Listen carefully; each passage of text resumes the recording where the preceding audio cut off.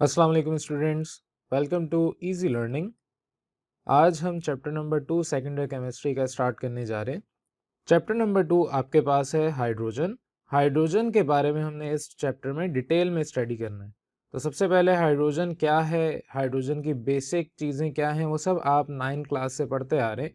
आपके पास हाइड्रोजन क्या है, इसको लेबॉर्ट्री में किस तरीके से प्रिपेयर किया जाता है, इसकी प्रॉपर्टीज़, इसके यूजेस क्या हैं, ये सब आपने सेकेंडरी लेवल में 9 क्लास से ऑनवर्ड पढ़ा हुआ है। और वैसे भी हाइड्रोजन एक आपका बेसिक एलिमेंट है, पीरियोडिक टेबल का सबसे पहला एलिमेंट ही हाइड्रोजन है। तो बहुत सारे लोगों को इसके बारे में काफ़ी सारी चीज़ें पता है। यहाँ पर हम इसकी डिटेल स्टडी को कंसीडर कर रहे हैं, यहाँ पर हम इसको थोड़ा डिटेल में पढ़ रहे हैं। तो सबसे पहले स्टार्ट करते हैं अपने पहले टॉपिक से, that is position of hydrogen in the periodic table. तो पीरियोडिक टेबल में हाइड्रोजन की जगह कहाँ पर है और वो किस तरीके से डिसाइड हुई, हम इसके ऊपर आज डिटेल में स्टडी करते हैं। अब हमें ये तो पता है, क्योंकि चैप्टर 1 हम पूरा पढ़ चुके हैं सेकेंड ईयर का, हमें ये पता है कि एलिमेंट्स जितने भी पीरियोडिक टेबल में हैं ये सारे अरेंज हैं on the basis of there electronic configuration, और आपके पास उनकी प्रॉपर्टीज सब की ऑलमोस्ट सेम है अलोंग द ग्रुप। तो अगर हम एक ग्रुप के एलिमेंट्स की बात कर रहे हैं तो उन तमाम एलिमेंट्स की प्रॉपर्टीज ऑलमोस्ट सिमिलर हैं और उनकी इलेक्ट्रॉनिक कन्फिग्रेशन भी सिमिलर होती है। लेकिन हाइड्रोजन आपके पास एक ऐसा एलिमेंट है जिसकी इलेक्ट्रॉनिक कन्फिग्रेशन और प्रॉपर्टीज दोनों पार्शली रिजेंबल हो रही हैं ग्रुप 1A के एलिमेंट से, ग्रुप 4A और ग्रुप 7A के एलिमेंट से। 1A के एलिमेंट्स आपको पता है एल्कली मेटल्स हैं, 4A आपके पास कार्बन फैमिली है और 7A आपके हैलोजन्स हैं। तो इन तीन ग्रुप्स के साथ एक हाइड्रोजन रिजेंबल कर रहा है प्रॉपर्टीज वाइज भी और इलेक्ट्रॉनिक कन्फिग्रेशन के हिसाब से भी। लेकिन मसला ये है कि ये कम्प्लीटली रिजेंबल नहीं करता इन तीनों ग्रुप के एलिमेंट से। तो इसको हम फर्दर डिस्कस करें डिटेल में कि ऐसा क्यों है। तो अब हम हाइड्रोजन को रिजेंबल करते हैं पहले अल्कली मेटल्स के साथ। अल्कली मेटल्स में आपके पास जो प्रॉपर्टी है वो ये है कि तमाम के तमाम एलिमेंट्स अपने s ऑर्बिटल में फिल होंगे। जो उनका वैलेंस शेल होता है, आउटर मोस्ट शेल, उसमें उनका जो लास्ट एक इलेक्ट्रॉन है वो वहाँ जाके फिल होता है। इसी तरीके से हाइड्रोजन में भी ऐसा ही सेम है। हाइड्रोजन के पास भी एक ही इलेक्ट्रॉन है और वो s ऑर्बिटल में ही जाके फिल होता है। लेकिन हाइड्रोजन में और भी बहुत सारी चीज़ें डिफ़र करती हैं, बहुत सारी चीज़ें, जैसे कि आपके पास ये गैस है और अल्कली मेटल्स आपके पास जितने भी हैं वो सारे के सारे आपके मेटल्स हैं। और इसी तरीके से ऑर्डिनरी टेम्परेचर पे गैस तो है ही और ये नॉन मेटल भी है, हालांकि वो सारे मेटल्स हैं। इसके अलावा जो हाइड्रोजन है ये अपना वैलेंस इलेक्ट्रॉन जो इसके वैलेंस शेल में ये लूज़ नहीं करता बाकी अल्कली मेटल्स की तरह, और आपको H पॉजिटिव आयन बना के आराम से नहीं देता। इसकी पूरी कोशिश होती है या तो वो अपना इलेक्ट्रॉन शेयरिंग पे दूसरे इलेक्ट्रॉन के साथ वो शेयर पेयर बना ले, या उसकी पूरी कोशिश होती है हाइड्रोजन की कि वो एक इलेक्ट्रॉन ले ले किसी से, बजाय अपना एक इलेक्ट्रॉन दे के पॉजिटिव आयन बनाने का। जबकि जो आपके अल्कली मेटल्स है जैसे कि सोडियम, इन तमाम एलिमेंट्स की ये प्रॉपर्टी है कि अपना एक वैलेंस इलेक्ट्रॉन जो उनके वैलेंस शेल में है वो निकाल देंगे, हाइड्रोजन को दें या किसी को भी दें, वो आपके पास अपना एक इलेक्ट्रॉन निकाल देंगे। अब हाइड्रोजन ऐसा क्यों नहीं करता? क्योंकि हाइड्रोजन स्ट्रांगली अट्रैक्टेड है bye positive charge of the nucleus. उसके न्यूक्लियस में एक प्रोटॉन है और उसके पास एक इलेक्ट्रॉन है, न्यूक्लियस में न्यूट्रॉन नहीं है। तो ज़ाहिर है जो प्रोटॉन है वो काफ़ी अच्छे तरीके से उसको अट्रैक्ट किया हुआ है इलेक्ट्रॉन को। और क्योंकि ये पॉजिटिवली चार्ज न्यूक्लियस बहुत ज़्यादा फोर्स ऑफ अट्रैक्शन रखता है, इस वजह से ये आराम से इलेक्ट्रॉन को जाने नहीं देता। इस वजह से ये आपके जो कंपाउंड है ये नॉन मेटल्स के साथ मिलके डिफरेंट कोवलेंट बॉन्ड्स बनाता है। जैसे कि आपके पास हाइड्रोजन फ्लोराइड, हाइड्रोजन क्लोराइड यानी कि HCl वगैरह, ये सब आपके पास कोवलेंट बॉन्ड बनाते हैं, शेयरिंग ऑफ इलेक्ट्रॉन्स करते हैं, ये कंप्लीट ट्रांसफर आयनिक बॉन्ड नहीं बनाते। अब जब ये हाइड्रोजन HF या HCl के साथ मिलके एक्वस सॉल्यूशन में इसको अगर हम डिसॉल्व करें तो आयनाइज हो जाता है इन the form of hydrogen cation यानी कि H पॉजिटिव आयन। और ये जो H पॉजिटिव आयन है बेसिकली आपको पता है ये प्रोटॉन ही होता है, क्योंकि अगर इलेक्ट्रॉन निकल गया तो पीछे से एक प्रोटॉन रह गया। अनलाइक सोडियम, आपके पास ये फ्री स्टेट में एग्जिस्ट कर सकता है सोडियम, लेकिन हाइड्रोजन फ्री स्टेट में एग्जिस्ट नहीं कर सकता एक्सेप्ट इन H3O पॉजिटिव आयन, जिसको आप हाइड्रोनियम आयन भी कहते हैं। तो हाइड्रोजन की प्रॉपर्टीज थोड़ी सी डिफरेंट है as compare to alkali metals. Completely resemble नहीं करता, कहीं जगह पर ये फ्री स्टेट में भी है, कहीं जगह पर ये फ्री स्टेट में नहीं है, ज़्यादातर जगह पे नहीं है। तो यहाँ पर हाइड्रोजन कंप्लीटली रिजेंबल नहीं करता आपके ग्रुप 1A के एलिमेंट्स के साथ। तो अब हमने 1A के साथ तो डिस्कस कर लिया कि सिमिलैरिटीज़ और डिससिमिलैरिटीज़ क्या हैं। अब हम डिस्कस करते हैं कार्बन फैमिली यानी ग्रुप 4A के एलिमेंट्स के साथ। तो ये कार्बन फैमिली के साथ बहुत ज़्यादा रिजेम्बलेंस करता है। जैसे कि इसका जो वैलेंस शेल है हाइड्रोजन का ये हाफ फिल्ड है, और आपके पास जो कार्बन फैमिली के जितने भी एलिमेंट्स हैं उसके भी इलेक्ट्रॉनिक कन्फिगरेशन अगर देखें तो आपके वैलेंस शेल में हाफ इलेक्ट्रॉन फिल्ड है। इसके अलावा कुछ थर्मोडायनेमिक प्रॉपर्टीज़ जैसे कि ionization potential, electron affinity values, ये सारी आपकी प्रॉपर्टीज़ हाइड्रोजन की सिमिलर हैं as compare to carbon family. अब आपको आयनाइजेशन पोटेंशियल और इलेक्ट्रॉन एफिनिटी के बारे में पता होना चाहिए। आयनाइजेशन पोटेंशियल का मतलब वो अमाउंट ऑफ एनर्जी जो आपको किसी भी एटम को चाहिए टू बिकम एन आयन, और इलेक्ट्रॉन एफिनिटी का मतलब वो अमाउंट ऑफ एनर्जी जो कोई भी एटम अपने अंदर से रिलीज करता है टू गेन अ इलेक्ट्रॉन या to become a negative ion. अब ये तो थी सिमिलैरिटीज़। डिससिमिलैरिटीज़ पे बात करते हैं। हाइड्रोजन जो है बहुत सारी चीज़ों में डिफ़र कर रहा है कार्बन फैमिली के मुकाबिल, जैसे कि ये आपका गैस है फिर से, लेकिन कार्बन फैमिली में कोई भी गैस नहीं है। ये आपके पास मोनोवैलेंसी शो करता है, यानी इसके पास जो वैलेंसी है दैट इज़ +-1। इसका जो वैलेंस शेल है it consist of s orbital. हालांकि आपके पास जो कार्बन फैमिली है ये सारे के सारे सॉलिड्स तो हैं, इनके पास टेट्रा वैलेंसी यानी कि इनकी जो वैलेंसी है दैट इज़ +-4, और इनके पास जो शेल है, इनका जो ऑर्बिट है दैट इज़ SnP ऑर्बिटल। तो ये कुछ चीज़ें थीं जो आपके पास सिमिलैरिटीज़ और डिससिमिलैरिटीज़ शो कर रही थी हाइड्रोजन और कार्बन फैमिली के दरमियान। अब तीसरी ये चीज़ हम डिस्कस कर रहे हैं, यानी कि हाइड्रोजन और आपके पास ग्रुप 7A के एलिमेंट्स हैलोजेंस के साथ। तो हाइड्रोजन और हैलोजेंस बहुत सारे रिजेम्बलेंस शो करते हैं, जैसे कि ये आपका हाइड्रोजन गैस है, नॉन मेटल है, और आपके हैलोजेंस भी ज़्यादा गैसेज हैं और नॉन मेटल्स हैं। ये हाइड्रोजन नॉन मेटल होने की वजह से आपके पास ये इलेक्ट्रॉन को एक्सेप्ट करता है, गेन करता है फ्रॉम स्ट्रॉन्ग इलेक्ट्रोपॉजिटिव मेटल्स, जैसे कि सोडियम हो गया, लिथियम हो गया, एंड सो ऑन। तो आपके पास ये जिस तरीके से सोडियम हाइड्राइड बनाता है उसी तरीके से हैलोजेंस भी सोडियम क्लोराइड बनाते हैं, क्योंकि क्लोरीन एक हैलोजन फैमिली से बिलोंग कर रहा है। ये आपके सारे गैसेस हैं, चाहे आप उसकी बात करें क्लोरीन या फ्लोरीन, जितने भी आपके हैलोजेंस हैं या हाइड्रोजन की, और इनकी कोशिश ये होती है डायटॉमिक मॉलिक्यूल बना लें फ़ौरन से। आपके कभी भी ये एटॉमिक स्टेट में नहीं मिलेंगे। हमेशा हाइड्रोजन की कोशिश होती है कि वो डायटॉमिक फॉर्म में हो, H2 मॉलिक्यूल हो। इसी तरीके से जितने भी हैलोजेंस हैं ये कोशिश करते हैं सिमिलर एटम के साथ मिलके एक मॉलिक्यूल बना लें। अब ये तो सारी सिमिलैरिटीज़ थी। डिससिमिलैरिटीज़ पे बात करते हैं। हैलोजेंस जैसे कि क्लोरीन की एग्जांपल लें तो आपके पास जो हाइड्रोजन है, हाइड्रोजन नेगेटिव आयन, ये आपके पास एग्जिस्ट नहीं करता वाटर के अंदर। It is incapable of existence in water. वजह उसकी ये है कि हाइड्रोजन मॉलिक्यूल फ़ौरन से बन जाता है, इमीडिएटली रिएक्ट करता है, और इसके अंदर कोई स्टेबलाइजेशन नहीं है। वजह उसकी है सॉल्वेशन। सॉल्वेशन कहते हैं आपके पास सॉल्वेंट की वो ability to react with solute. तो यहाँ पे हाइड्रोजन के पास ये स्टेबलाइजेशन नहीं होती, जिस वजह से ये फ़ौरन से हाइड्रोजन मॉलिक्यूल बनाता है और वाटर के अंदर फिर ये रिएक्ट नहीं कर सकता, एग्जिस्ट नहीं कर सकता। और दूसरी प्रॉपर्टी है कि आपके पास इलेक्ट्रॉन एफिनिटी हाइड्रोजन की बहुत कम है as compare to halogens. Halogens की इलेक्ट्रॉन एफिनिटी वैल्यू बहुत ज़्यादा होती है, हाइड्रोजन की बहुत ज़्यादा कम होती है। अब ये सारी बातें जो हमने डिस्कस की, इन तमाम बातों को देखते हुए आपके पास कुछ फैक्ट्स यहाँ पर निकाले गए, जैसे कि हाइड्रोजन कंप्लीटली रिजेंबल नहीं करता इन तीनों में से, चाहे वो ग्रुप 1A के एलिमेंट्स हों, ग्रुप 4A के हों या ग्रुप 7A के हों। तो कुछ किताबों में ऑथर्स अपनी मर्जी से हाइड्रोजन को ग्रुप 1A के साथ लिख देते हैं, कुछ जगह पर आपके ग्रुप 7A के टॉप पे हाइड्रोजन को प्लेस कर दिया जाता है। अभी तक भी आपके पास हाइड्रोजन की एग्जैक्ट पोजीशन अनडिसाइडेड है, लेकिन हमने इसको जर्नली एक्सेप्ट कर लिया। ज़्यादातर जगहों पर हम या तो इसको बिल्कुल टॉप पे अलग से लिखते हैं, या हम इसको ग्रुप 1A के एलिमेंट्स के टॉप पे लिख देते हैं।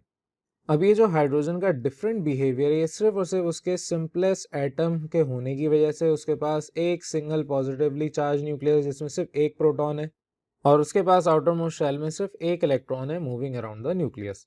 तो इस सिंपलेस्ट एटॉमिक स्ट्रक्चर की वजह से आपके पास हाइड्रोजन इतना डिफरेंट बिहेवियर शो करता है इस तमाम एलिमेंट से। अब चलते हैं अपने नेक्स्ट टॉपिक की तरफ, that is industrial preparation of hydrogen. अब इंडस्ट्रियल प्रिपरेशन ऑफ हाइड्रोजन आपके पास बहुत सारी किताब में डिस्कस की हैं, वन बाय वन हम उनको डिस्कस करते हैं।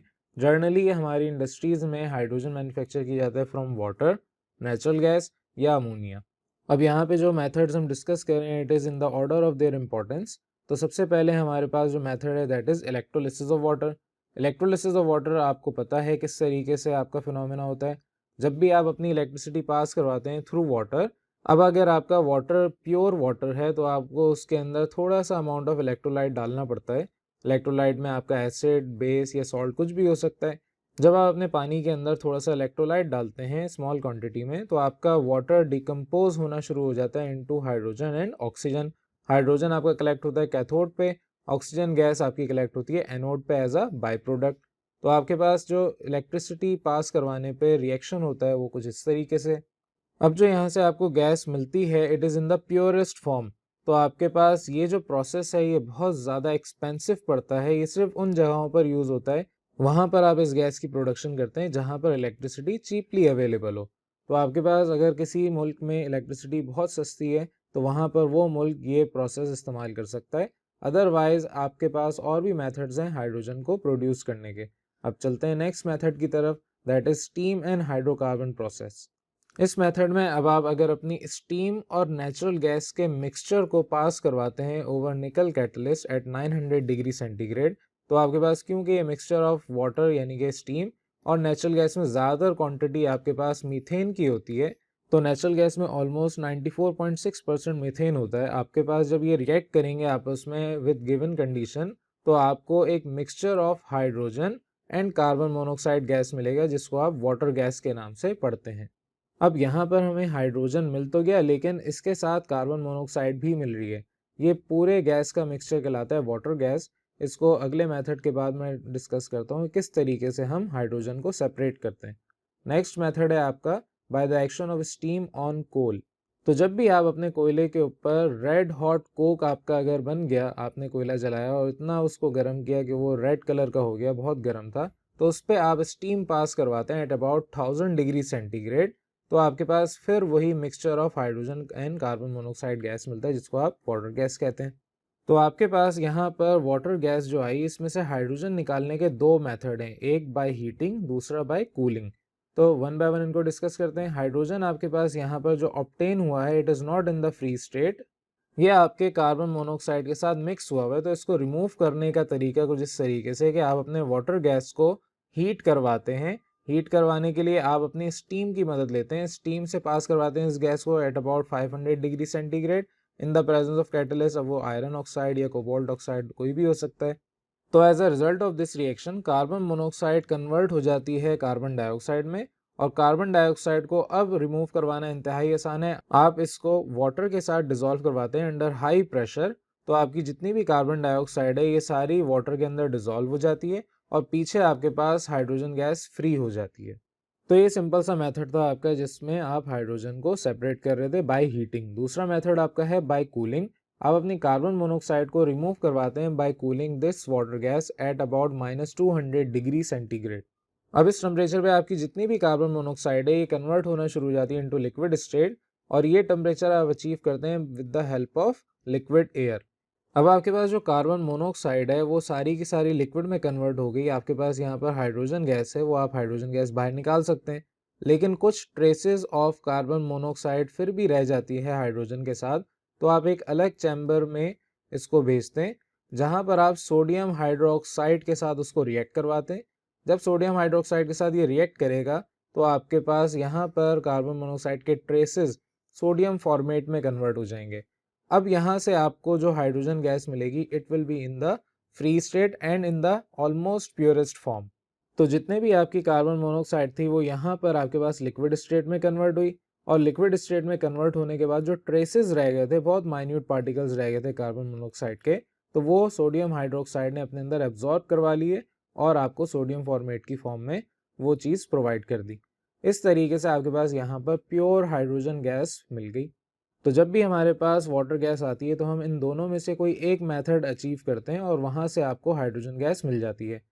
तो अब चलते हैं अपने नेक्स्ट मेथड की तरफ, स्टीम मिथनॉल प्रोसेस। इस प्रोसेस में आप अपने मिथनॉल और वाटर को लेते हैं, इसको टेम्परेचर देते हैं एट अबाउट 250 डिग्री सेंटीग्रेड तक। ये आपके पास वाटर स्टीम में और मिथनॉल वेपर्स में कन्वर्ट हो जाता है। तो ऐसे mixture of steam and vapour methanol को आप हीट करवाते हैं 250 डिग्री सेंटीग्रेड में, तो आपके पास यहाँ पर mixture of hydrogen carbon dioxide मिलता है। कार्बन डाइऑक्साइड को रिमूव करवाना आसान है। आप कार्बन डाइऑक्साइड को सिंपली वाटर के साथ डिसॉल्व करवाते हैं अंडर हाई प्रेशर, जहाँ पर ये कार्बन डाइऑक्साइड डिसॉल्व हो जाती है और आपको पीछे हाइड्रोजन गैस फ्री में मिल जाती है। तो इस मेथड से आपको फ्री हाइड्रोजन गैस मिल गई और आपके पास यहाँ पर कार्बन डाइऑक्साइड को हमने एब्जॉर्ब करवा लिया। नेक्स्ट मेथड आपका है thermal decomposition of hydrocarbons. Thermal decomposition of hydrocarbons में आप क्या करते हैं, आप अपने मीथेन जो कि नेचुरल गैस से आप ऑब्टेन करते हैं, इसको in the absence of air या एब्सेंस ऑफ ऑक्सीजन में हीट करते हैं एट अबाउट 700 डिग्री सेंटीग्रेड। तो आपके पास ये मीथेन ब्रेक हो जाती है कार्बन और हाइड्रोजन गैस के अंदर। अब यहाँ पर जो आपके पास कार्बन ऑब्टेन आया हमारे पास मिला, इसको हम कहते हैं कार्बन ब्लैक। ये आपका as a by product use होता है इन रबर इंडस्ट्रीज, खास तौर पे आपके पास फिलर्स फॉर टायर्स, जो आपके टायर के अंदर हम फिलर्स वगैरह डालते हैं। इसके अलावा ये बहुत सारे पिगमेंट्स के लिए यूज़ होता है, जैसे कि ink, plastic, paint, typewriting, carbon paper etcetera and so on. तो इस कार्बन ब्लैक के यूजेस हमारे पास बहुत ज़्यादा हैं और यहाँ थर्मल डिकम्पोजिशन ऑफ हाइड्रोकार्बन यानी कि मीथेन से हमें हाइड्रोजन भी मिल जाता है। तो ये आपके पास था टॉपिक। अब इसके बाद चलते हैं लास्ट अपने मेथड की तरफ, लास्ट प्रिपरेशन की तरफ, that is thermal decomposition of ammonia. अब जिस तरीके से पिछला मेथड हमने डिस्कस किया थर्मल डिकम्पोजिशन का, उसी तरीके से यहाँ पे आप अमोनिया की थर्मल डिकम्पोजिशन कर रहे हैं। इसके अंदर आप क्या करते हैं, अपने वेपर्स ऑफ अमोनिया लेते हैं। आपका जो लिक्विड अमोनिया है सिलेंडर से आपने लिया, उसको वेपराइज किया और आपके पास टेम्परेचर उस वक्त 1000 डिग्री सेंटीग्रेड था, पास आपने करवाया ओवर एक्टिव कैटलिस्ट। बहुत सारे कैटलिस्ट यहाँ पर यूज़ होते हैं। तो आपके पास ये अमोनिया कन्वर्ट हो जाता है नाइट्रोजन और हाइड्रोजन गैस में। अब ये जो आपके पास मिक्सचर ऑफ नाइट्रोजन और हाइड्रोजन गैस है, इसको फिर आप ठंडा करते हैं -196 डिग्री सेंटीग्रेड तक। तो आपकी जो नाइट्रोजन है दैट विल बिकम लिक्विड और आपको फ्री हाइड्रोजन गैस मिल जाती है। तो ये आपका पूरा टॉपिक था industrial preparation of hydrogen gas का। अब हम चलते हैं नेक्स्ट टॉपिक पे, that is atomic hydrogen. Atomic hydrogen को आपने बचपन में नेसेंट हाइड्रोजन के नाम से ही पढ़ा था। अटोमिक हाइड्रोजन आपके पास क्या है, इसकी डिटेल में हम बात करते हैं। आपका जो ऑर्डिनरी हाइड्रोजन है, it exist in diatomic molecular state, इस वजह से इसको मॉलिक्यूलर हाइड्रोजन भी कहा जाता है। अब ये जो दो एटम्स आपके हाइड्रोजन के मिलके एक मॉलिक्यूल बना रहे हैं, तो ये बेसिकली आपके पास एक शेयर्ड पेयर ऑफ इलेक्ट्रॉन के साथ मिलके बना रहे हैं। और आपने पढ़ा है ऐसे शेयर्ड पेयर ऑफ इलेक्ट्रॉन के साथ जो बॉन्डिंग होती है दैट इज कोवलेंट बॉन्डिंग।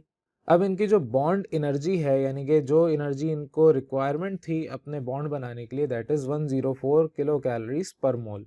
तो एक मोल ऑफ हाइड्रोजन मॉलिक्यूल बनाने के लिए आपको 104 किलो कैलोरीज देनी पड़ती। अब ये जो हाइड्रोजन मॉलिक्यूल्स हैं, दीज आर वेरी स्टेबल और ये डिसोसिएट वैसे तो नहीं होते, अंडर एक्सट्रीम कंडीशन ही ये सिर्फ डिसोसिएट होते हैं इनटू देयर एटॉमिक स्टेट। अब जो आपका रिएक्टेंट अगर मॉलिक्यूलर स्टेट ऑफ हाइड्रोजन और प्रोडक्ट आपको ऑब्टेन करना है एज अ एटॉमिक स्टेट, तो वो जो डिसोसिएशन ऑफ मॉलिक्यूलर हाइड्रोजन आपके पास होगी, तो उसमें आपको रिजल्ट में जो एटॉमिक स्टेट ऑफ हाइड्रोजन मिलेगा उसको आप कहते हैं एटॉमिक हाइड्रोजन या नेसेंट हाइड्रोजन।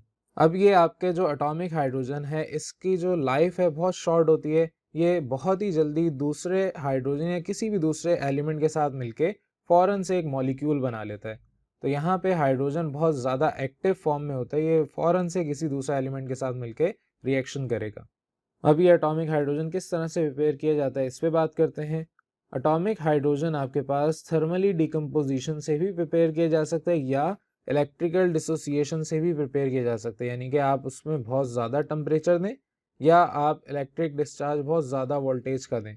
आपके पास दोनों तरीके से एटॉमिक हाइड्रोजन निकाला जा सकता है। अब अगर आप बहुत ज़्यादा टेम्परेचर प्रोवाइड कर रहे हैं, तो आपके पास जो मॉलिक्यूलर हाइड्रोजन है, इसको उतना ही अमाउंट ऑफ एनर्जी चाहिए जितनी उसकी बॉन्ड एनर्जी थी। आपको वो बॉन्ड ब्रेक करने के लिए एनर्जी देने के लिए इतना हाई टेम्परेचर प्रोवाइड करना पड़ता है, तो आपको तब जाके एक आपका एटॉमिक हाइड्रोजन मिलता है। और इसी के बरक्स अगर आप इलेक्ट्रिक डिस्चार्ज दे रहे हैं, इलेक्ट्रिकल डिसोसिएशन करना चाह रहे हैं, तो आपको अंडर रिड्यूस प्रेशर, ये आपका 1 मिलीमीटर टू 0.1 मिलीमीटर प्रेशर आपका बहुत रिड्यूस होता है, बहुत कम होता है। इतने रिड्यूस प्रेशर में आपको इसको निकालना पड़ेगा, इसकी आपको मॉलिक्यूलर फॉर्म से एटॉमिक फॉर्म में कन्वर्ट करना पड़ेगा। अब हमने ये तो सीख लिया कि आपके पास एटॉमिक हाइड्रोजन किस तरह से निकाला जा सकता है, किस तरह से बनाया जा सकता है। अब हम चलते हैं अपने नेक्स्ट टॉपिक पे, that is properties of atomic hydrogen. कि जो एटॉमिक हाइड्रोजन हमें मिला है, इसकी प्रॉपर्टीज़ क्या होंगी। तो जिस तरीके से मैंने पहले डिस्कस किया, atomic hydrogen is more reactive than molecular hydrogen, ये फ़ौरन से रिएक्ट करता है। अब यहाँ पे कुछ कंडीशंस हैं, जैसे कि आपके पास मॉलिक्यूलर हाइड्रोजन को अगर रिएक्ट करवाना है, तो उसको उतनी एनर्जी देनी पड़ेगी जितनी उसकी बॉन्ड एनर्जी थी, ताकि आपके पास ये जो एटॉमिक हाइड्रोजन और मॉलिक्यूलर हाइड्रोजन में फ़र्क है वो समझ आए कि अगर आप मॉलिक्यूलर हाइड्रोजन को उतना ही अमाउंट ऑफ एनर्जी देंगे किसी भी रिएक्शन को करवाने के लिए, तो आपके पास बॉन्ड ब्रेक होंगे और फिर वो जाके रिएक्ट करेगा। ऐसे रिएक्शन जिसमें इस बॉन्ड एनर्जी से लेस एनर्जी मिल रही है तो आपके पास रिएक्शन प्लेस ही नहीं करेगा, या अगर रिएक्शन होगा भी तो स्पॉन्टेनियसली नहीं होगा, जल्दी नहीं होगा, बहुत टाइम लगाएगा। लेकिन as compare to atomic hydrogen, अगर हम एटॉमिक हाइड्रोजन के रिएक्शंस देखें तो क्योंकि इनको बॉन्ड एनर्जी जितनी एनर्जी नहीं चाहिए, इनके पास एनर्जी ऑलरेडी मौजूद है, तो यहाँ पर कोई ऐसी कंडीशन नहीं है, फ़ौरन से रिएक्ट करेंगे एट ऑर्डिनरी रूम टेम्परेचर्स। जो भी इनके करीब आपका एलिमेंट होगा ये फ़ौरन से उसके साथ रिएक्ट कर लेंगे। तो जब भी आपके पास एटॉमिक हाइड्रोजन बनेगा और अगर आप उस वक्त फ़ौरन से कोई दूसरा एलिमेंट साथ ना रखें, तो ये अपने दूसरे एटॉमिक हाइड्रोजन के साथ ही मिलके फ़ौरन दोबारा से मॉलिक्यूलर हाइड्रोजन बना लेगा। अदरवाइज़ हमें डिफरेंट एलिमेंट्स साथ में देने पड़ते हैं। अगर हम नहीं देंगे तो आपके पास रिएक्शन ये आपस में ही कर लेंगे और दोबारा से मॉलिक्यूलर हाइड्रोजन बना के देंगे। ये जो आपके रिएक्शन है ऑर्डिनरी टेम्परेचर्स भी जाते हैं और कुछ आपके ऐसे हैं जो बिलो रूम टेम्परेचर भी हो सकते हैं। अब यहाँ पे कुछ आपको रिएक्शंस बना के दिखाए हुए हैं कि ये सारे रिएक्शंस ऐसे रिएक्शन हैं जो जिसमें कोई एनर्जी नहीं रिक्वायर्ड, सिर्फ आप एलिमेंट को एटॉमिक हाइड्रोजन के पास रखें, ये आपके फ़ौरन से रिएक्ट करके प्रोडक्ट बना के देंगे।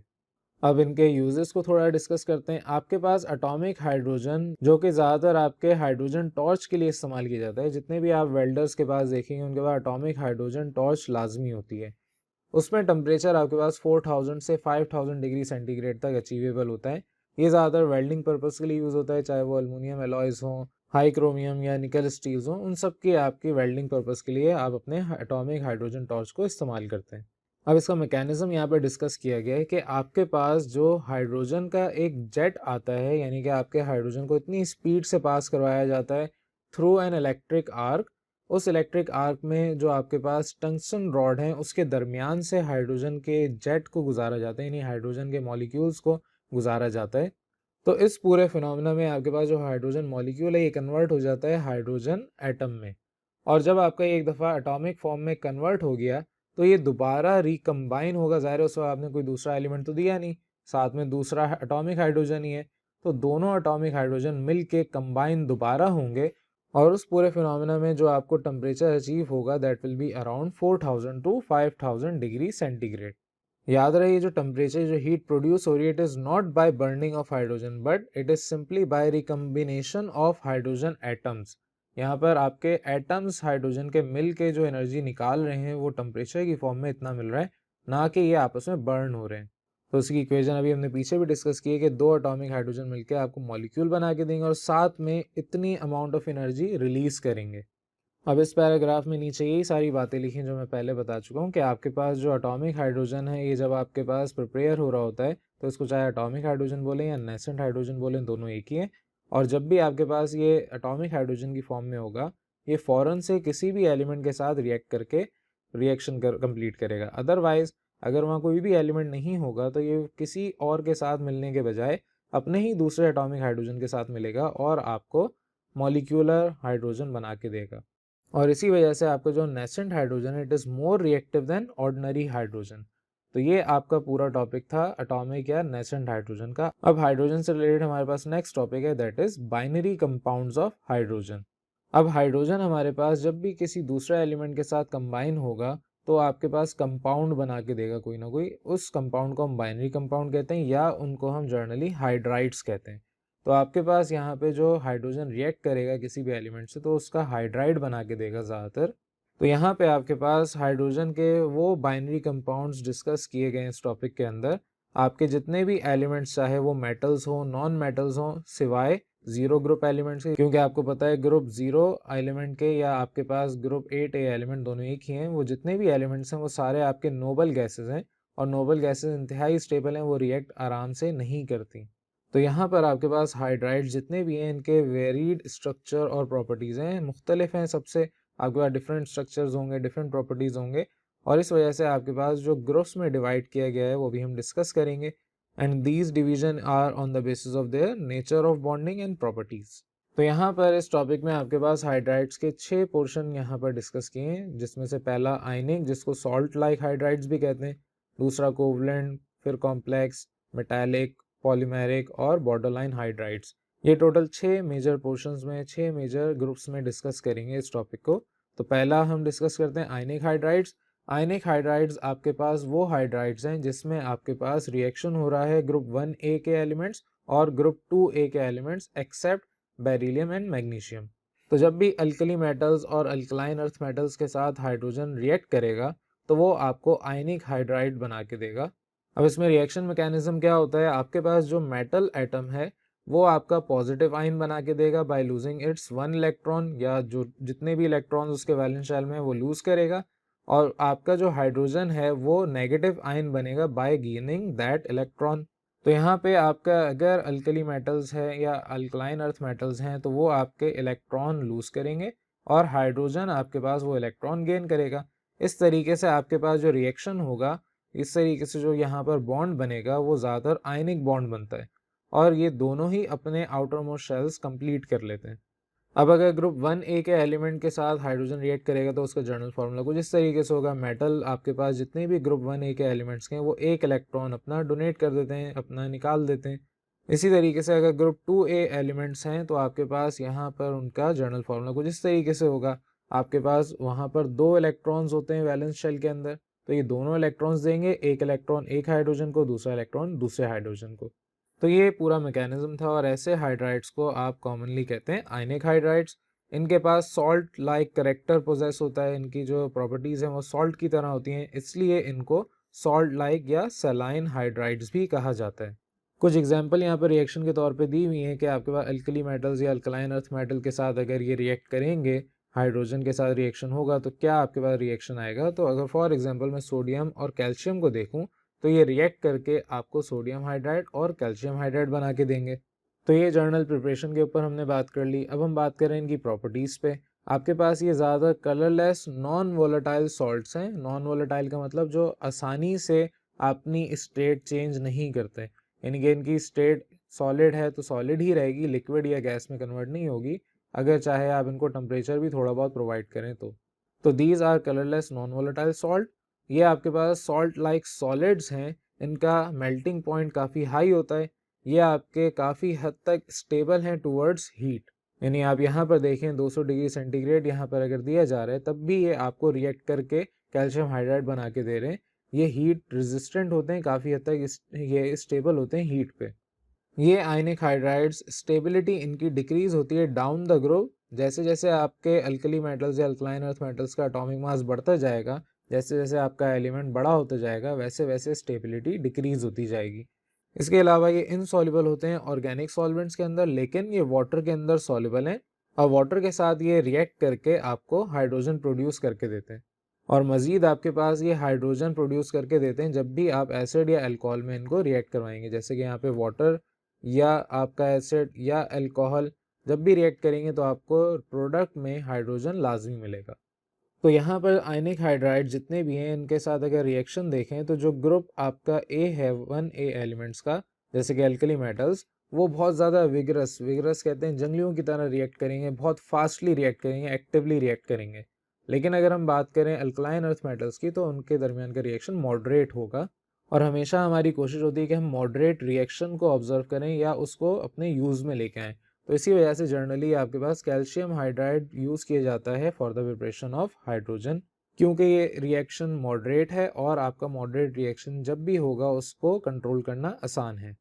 मज़ीद आपको यहाँ पे बताया हुआ है they are used as a source of producing hydrogen, as a reducing agent in metallurgical processes and as a dehydrating agents for organic solvents. तो रिड्यूसिंग एजेंट और डिहाइड्रेटिंग एजेंट ये कॉन्सेप्ट आपके क्लियर होने चाहिए, सब फर्स्ट ईयर में आपने सीखे थे। अगर नहीं है तो पहले फर्स्ट ईयर में चैप्टर 7 में ये कॉन्सेप्ट है, जाके एक दफ़ा क्विक रिव्यू दें। अदरवाइज मैं इसको आगे जब ये टॉपिक आएगा डिटेल में हम इसको स्टडी कर लेंगे। तो हमारे पास अब नेक्स्ट टॉपिक है दैट इज़ कोवलेंट हाइड्राइड। आपके पास बाइनरी कंपाउंड्स का नेक्स्ट पोर्शन अब हम डिस्कस करने जा रहे हैं कोवलेंट हाइड्राइड्स का। जिस तरीके से आपने आयनिक हाइड्राइड्स पढ़ा उसी तरीके से कोवलेंट हाइड्राइड्स है, बस फ़र्क ये है कि वहाँ पर आपके ग्रुप 1 और 2A के एलिमेंट्स से, यहाँ पे आपके पास ग्रुप 3A से लेके ग्रुप 7A के एलिमेंट्स के दरमियान जब भी हाइड्रोजन रिएक्ट करेगा आपके पास बाइनरी कंपाउंड बनाएगा, तो ऐसे बाइनरी कंपाउंड्स को आप कहेंगे कोवलेंट हाइड्राइड्स। अब आयनिक हाइड्राइड में हमारे पास आयनिक बॉन्ड बन रहा था, कोवलेंट हाइड्राइड में हमारे पास कोवलेंट बॉन्ड बनेगा। कोवलेंट बॉन्ड का मतलब by sharing of electrons, not completely transfer of electron. तो जहाँ पर आपके शेयरिंग ऑफ इलेक्ट्रॉन बनेगा वहाँ पर कोवलेंट बॉन्ड होगा और ऐसे आपके कंपाउंड्स को हम कहते हैं कोवलेंट हाइड्राइड्स। अब यहाँ पे कुछ एग्जांपल्स आपको दी हुई हैं, जैसे कि आपके पास डायरेक्टली और इनडायरेक्ट मेथड से आपके पास यहाँ पर रिएक्शन होगा। जैसे कि आपके पास ये कंबाइन करके आपको HCl बना के दे रहा है, it is a covalent hydride. इसी तरीके से वाटर है, H2S है, ये जो आपके प्रोडक्ट्स मिल रहे हैं ये सारे के सारे आपके पास कोवलेंट हाइड्राइड मिल रहे हैं। और यहाँ पर तमाम एलिमेंट्स आपके पास डिफरेंट ग्रुप से मौजूद हैं, डिफरेंट ग्रुप से बिलोंग कर रहे हैं, और ये तमाम एलिमेंट्स ग्रुप 3 से लेके ग्रुप 7A एलिमेंट्स तक के हैं। तो ये तो बात हो गई इनकी प्रिपरेशन पे। अब चलते हैं इनके प्रॉपर्टीज़ के ऊपर। तो ये सारे कलरलेस गैसेस हैं ज़्यादातर और वॉलेटाइल लिक्विड्स हैं। वॉलेटाइल का मतलब ये फ़ौरन से स्टेट चेंज कर लेंगे जैसे इनको कोई ना कोई डिफरेंट स्टेट मिलेगी, यानी कि आपने इनका ज़रा सा टेम्परेचर बढ़ाया तो ये फ़ौरन से लिक्विड से गैसेस में कन्वर्ट हो जाएंगे। तो ये तमाम वॉलेटाइल लिक्विड्स, इनके पास लो बॉइलिंग पॉइंट होता है एक्सेप्ट वाटर। वाटर का बॉइलिंग पॉइंट सबसे ज़्यादा है, दैट इज़ 100 डिग्री सेंटीग्रेड। वजह उसकी ये है कि पोलैरिटी ऑफ मॉलिक्यूल्स है, यानी कि इनके ऊपर पार्शियल पॉजिटिव और पार्शियल नेगेटिव चार्जेस हैं, पोल्स बने हुए, पोलर कोवलेंट बॉन्ड है। और इसके अलावा इनके दरमियान हाइड्रोजन बॉन्डिंग होती है, दैट इज़ इंटरमॉलिक्यूलर फोर्स। तो इस वजह से सिर्फ वाहिद वाटर है जो कि एक वॉलेटाइल लिक्विड नहीं है, इसका आपका बॉइलिंग पॉइंट अच्छा खासा होता है। मज़ीद यहाँ पे आपको कैटेगरीज बना के दिए हैं कि हाइड्राइड्स जो कि 3A और 4A के एलिमेंट्स हैं वो आपके पास न्यूट्रल बनाते हैं। Hydrides of group 5A basic बनाते हैं हाइड्राइड्स, और आपके पास hydrides of group 6A and 7A are generally acidic. तो ये आपके पास न्यूट्रल, बेसिक और एसिडिक हाइड्राइड्स के फॉर्म में भी आते हैं। एसिडिक स्ट्रेंथ आपकी इंक्रीज होती है from group 6A to group 7A, और ये आपके पास from top to bottom increase होती है, यानी 6A या 7A के आप एलिमेंट्स लें, from top to bottom down the group जाएंगे, आपके पास एसिडिक स्ट्रेंथ इंक्रीज होना शुरू हो जाएगी। तो ये आपके पास था कोवलेंट हाइड्राइड्स। अब चलते हैं कॉम्प्लेक्स हाइड्राइड्स की तरफ। कॉम्प्लेक्स वर्ड से वाजे है कि आपके पास यहाँ पर सिंपल काम नहीं हो रहा, यहाँ पे मुश्किल काम हो रहा है, कॉम्प्लेक्स काम हो रहा है। तो जिस तरीके से ग्रुप 3A के एलिमेंट्स हैं आपके पास, ये स्टेबल बाइनरी कंपाउंड्स नहीं बनाते एक्सेप्ट बोरॉन।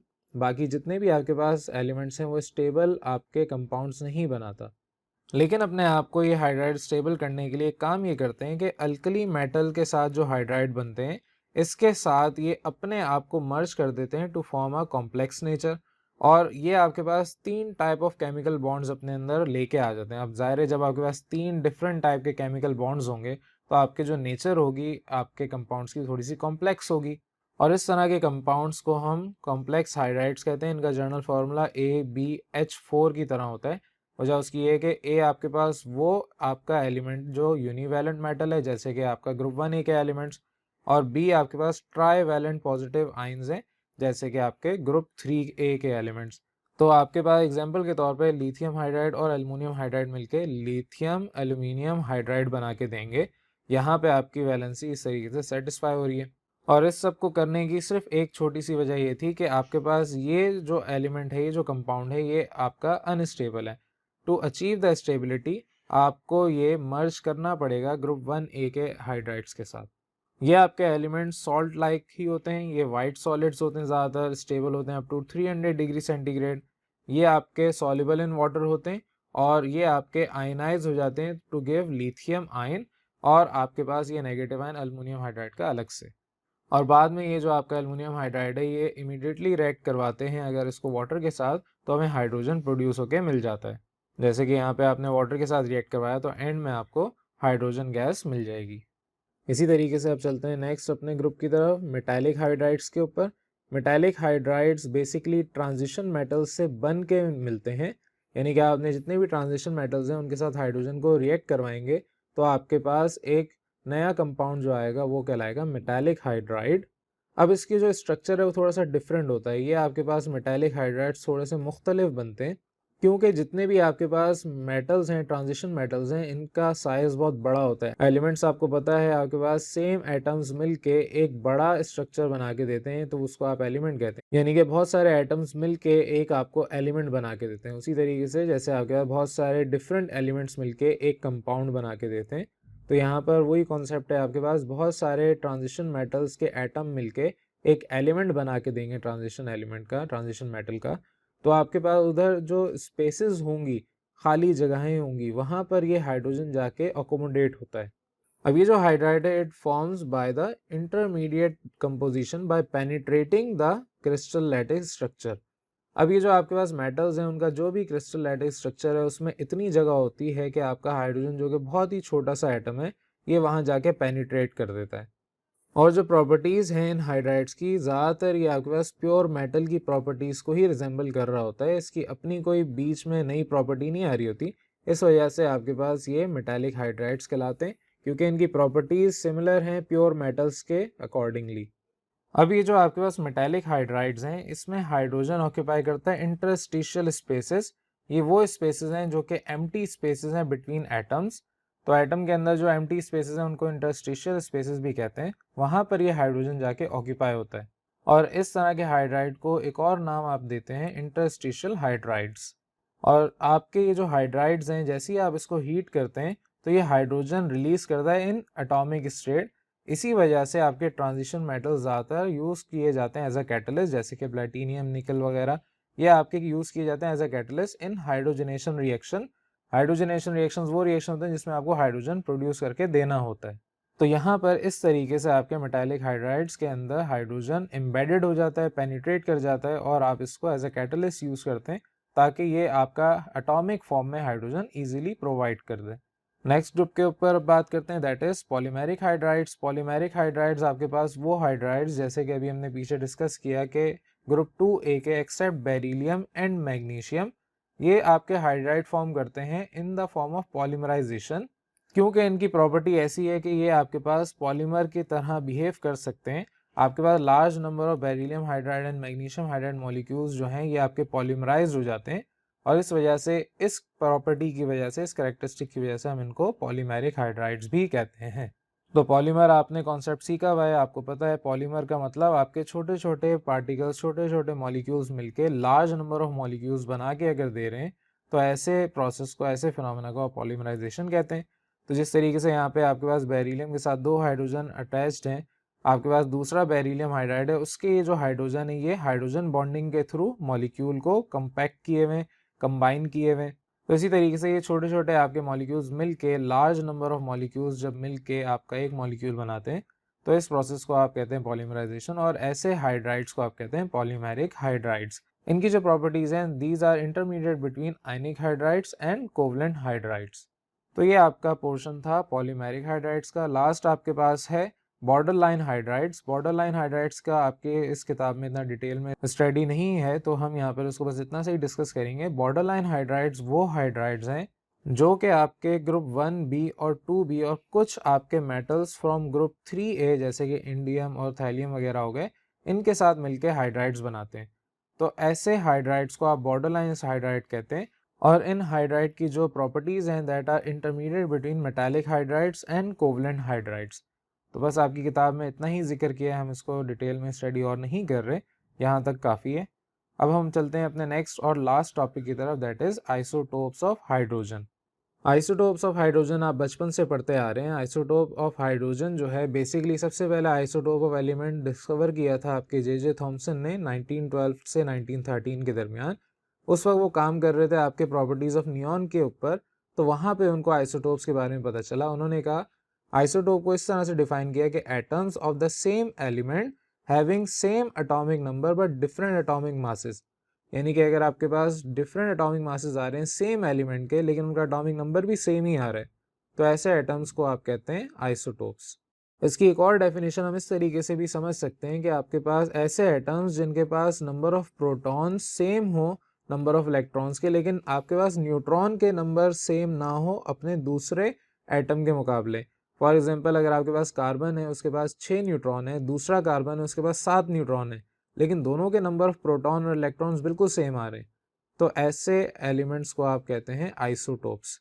और ज़्यादातर आपके पास जो एलिमेंट्स दुनिया में पाए जाते हैं, नेचर में पाए जाते हैं, these are mixture of several isotopes. Isotope of hydrogen को हमने स्पेसिफिक नेम दे दिए, जैसे कि यहाँ पर आपसे डिस्कस किए हैं प्रोटियम, ड्यूट्रियम और ट्रीटियम, लेकिन बाकी एलिमेंट्स के स्पेसिफिक नेम हमने नहीं दिए। तो क्योंकि हमारा टॉपिक है आइसोटोप्स ऑफ हाइड्रोजन का, तो हम अब हाइड्रोजन के टॉपिक को ही डिस्कस कर रहे हैं, आइसोटोप्स ऑफ हाइड्रोजन को ही डिस्कस कर रहे हैं। तो बेसिकली आपके पास 3 आइसोटोप्स ऑफ हाइड्रोजन है, पहला प्रोटियम, ड्यूट्रियम और तीसरा ट्रीटियम। प्रोटियम आपको पता है आपका जो ऑर्डिनरी हाइड्रोजन है इसको आप प्रोटियम कहते हैं। इसके पास 1 एटॉमिक नंबर है और 1 एटॉमिक मास है।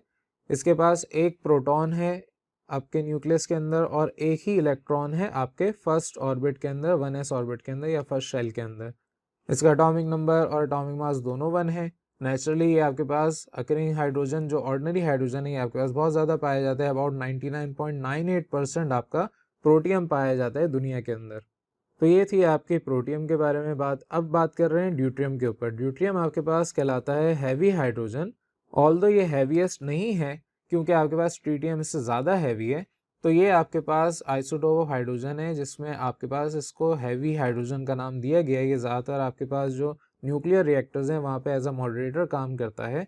आपके पास ट्रीटियम इससे ज़्यादा हैवियर है ड्यूट्रियम से, लेकिन फिर भी इसका नाम हमने हैवी हाइड्रोजन दिया क्योंकि अर्थ में ज़्यादा क्वांटिटी में as compare to tritium deuterium पाया जाता है। आपके ड्यूट्रियम में उसी तरीके से 1 प्रोटॉन है, लेकिन अब 1 न्यूट्रॉन आ जाता है न्यूक्लियस के अंदर और 1 इलेक्ट्रॉन ही आपके पास मौजूद है 1s ऑर्बिट के अंदर। तो यहाँ पे प्रोटॉन और इलेक्ट्रॉन सेम है, लेकिन अब न्यूट्रॉन एक इजाफी आ गया। इसका एटॉमिक नंबर 1 और एटॉमिक मास 2 होता है। ये आपके पास अर्थ के अंदर बहुत कम क्वांटिटी में पाया जाता है, अबाउट 0.0156%। और इसका रेशो अगर निकालें तो 15,000 में से एक आपके पास ड्यूट्रियम होगा। तो 15,000 अगर हाइड्रोजन मेरे पास एटम्स हैं तो उसमें से एक एटम मुझे ड्यूट्रियम का मिलेगा। इतनी कम क्वांटिटी इसकी यहाँ अर्थ में पाई जाती है। और तीसरा आपके पास है ट्रीटियम। ट्रीटियम आपके पास टी से रिप्रेजेंट किया जाता है, ड्यूट्रियम जिस तरीके से डी और प्रोटियम पी से रिप्रेजेंट किया जाता है। इसमें आपके पास एक प्रोटॉन है, 2 न्यूट्रॉन्स हैं न्यूक्लियस के अंदर और आपका एक इलेक्ट्रॉन है 1s ऑर्बिट के अंदर। उसी तरीके से इसका एटॉमिक नंबर 1 है, लेकिन एटॉमिक मास इसका 3 है। ये आपके पास इंतहाई कम मिकदार में दुनिया के अंदर नेचुरली पाया जाता है और इसके अबाउट 4 × 10 के बाद -15% एक्सटेंशन है, यानी आपको बहुत ही कम क्वांटिटी में ही मिलेगा। और ये जो आपका ट्रीटियम है it is the radio active form of hydrogen. इसकी हाफ लाइफ भी 12.5 ईयर्स है, इसके बाद ये ख़त्म हो जाता है। और ज़्यादातर आपके पास सन के अंदर जो रिएक्शन हो रहे हैं वो इस ट्रीटियम की वजह से हो रहे हैं। आपके पास जो सूरज है उसके अंदर ये आपका हाइड्रोजन का 3rd यानी कि ट्रीटियम आइसोटोप मौजूद है, जो कि वहाँ पे क्योंकि रेडियो एक्टिव है रिएक्शन कर रहा है। और आपका सूरज जब आपका हाइड्रोजन जब तक है तब तक वो रिएक्शन कंटिन्यू रहेगा। तो ये आपका पूरा चैप्टर था, ये आपकी पूरी थ्योरी थी जो हमने आज डिस्कस की है। उम्मीद है यहाँ तक का काम जितना भी मैंने आपसे जिक्र किया काफ़ी डिटेल में कोशिश की थी कि आपसे डिस्कस कर लूँ, आपको क्लियर हो गया होगा। अगर कोई चीज़ आपको समझ ना आए उस टॉपिक को दोबारा आप बैक करके देखें और साथ साथ अपने कॉन्सेप्ट क्लियर करते जाएं। अगर फिर भी उसके बाद भी कोई चीज़ समझ ना आए तो आप मुझे कमेंट सेक्शन में बता सकते हैं। कोशिश थी कि आपको आज पूरा ये चैप्टर डिटेल में डिस्कस कर लूँ। आपने ये पहले भी पढ़ा हुआ है 9th मैट्रिक क्लास में, लेकिन यहाँ पर हमने आज इसको और डिटेल में डिस्कस कर लिया। उम्मीद है यहाँ पे काफ़ी सारी चीज़ें क्लियर हो गई होंगी। Thank you for watching. अल्लाह हाफिज़।